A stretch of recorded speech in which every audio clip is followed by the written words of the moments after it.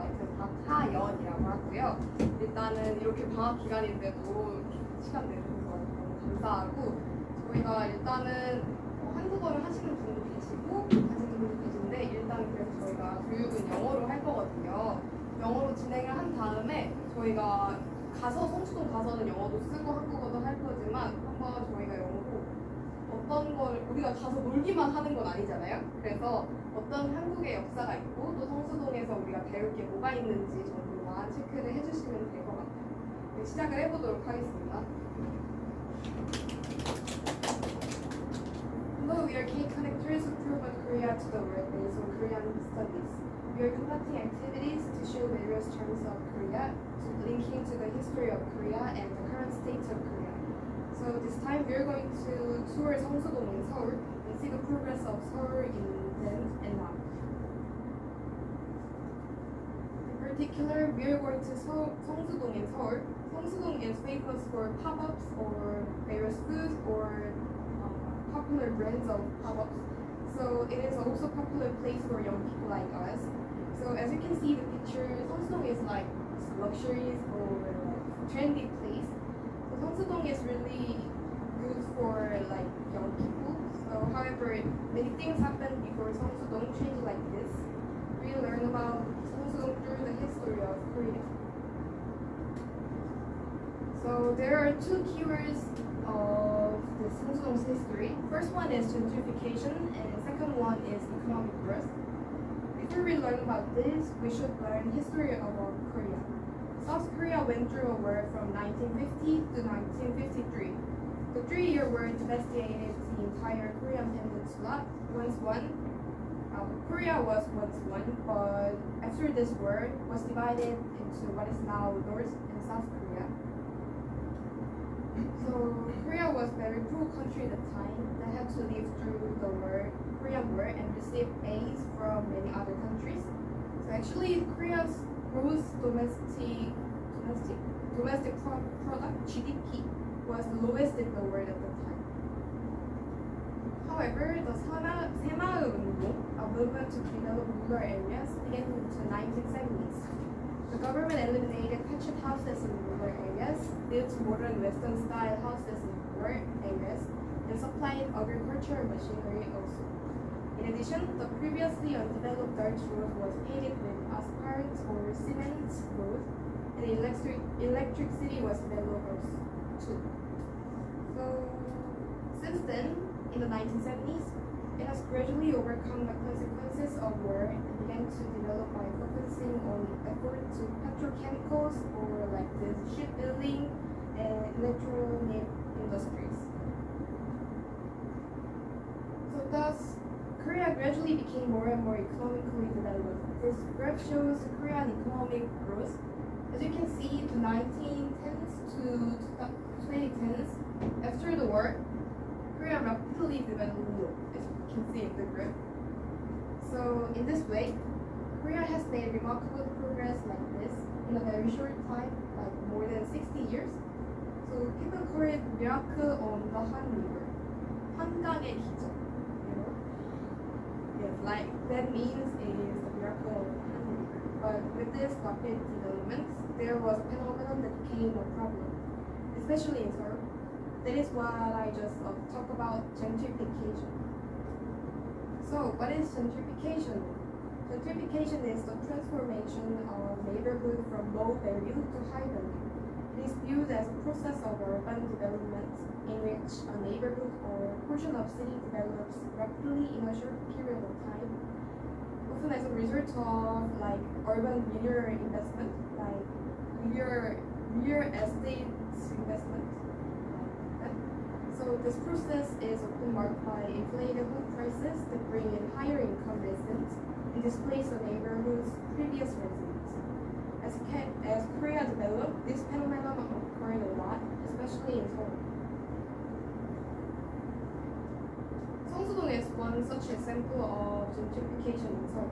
Seongsu-dong now has many tall buildings or fancy buildings like this, but Seongsu-dong used to be a place where factories are concentrated.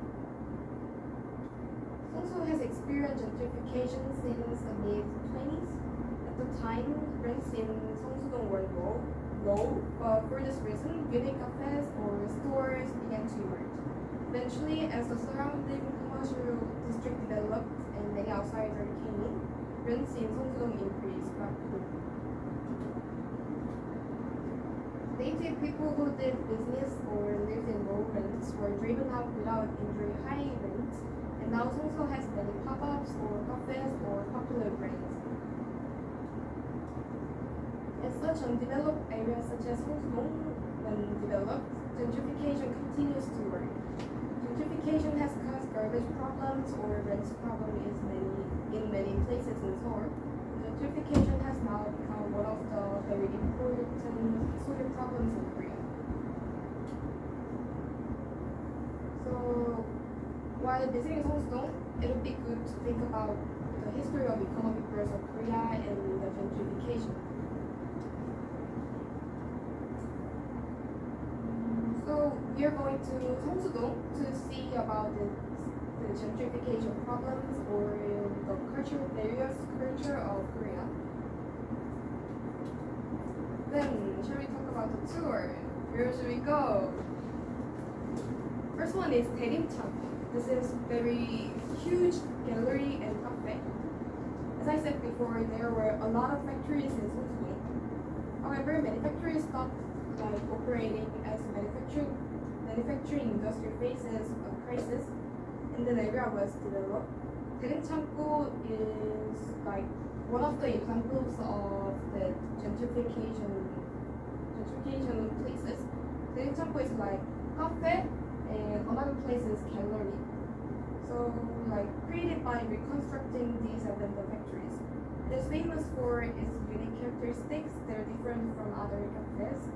Starting with Daerimchang, many cafes began to open in places with cheap rents, and the cafe street in Seongsu is really famous for that. So we are going to go there and check the gallery of art in gallery and talk about it. Second one is Seongsu-yeonbang. Seongsu-yeonbang is hotspot in Seongsu. Seongsu-yeonbang is also a complex cultural space where various stores or delicious restaurants or cafes are gathered. It is a reconstructed space of factory in 1970s, and the structure of the building has C shape in the yard because of the factory shape in C. They were reconstructed have same shape of the factories. So the building was factory, but now it has become a places in very various things in Korea's culture. So lastly, there are other things, fun things to do. It would be good to see what you have learned through this education and enjoy the famous things in Seongsu.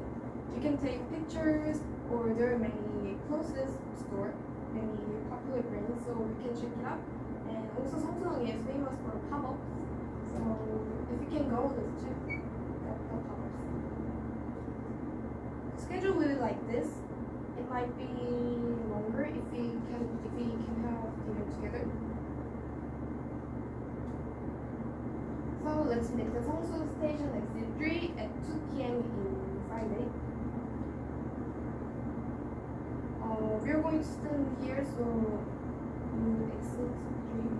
you should come exit 3. So last notice is that the fee of our activity is all free, and while we touring the Seongsu-dong, we use both Korean and English, so don't worry about this. And we have to take video for our institute, so we understand that. So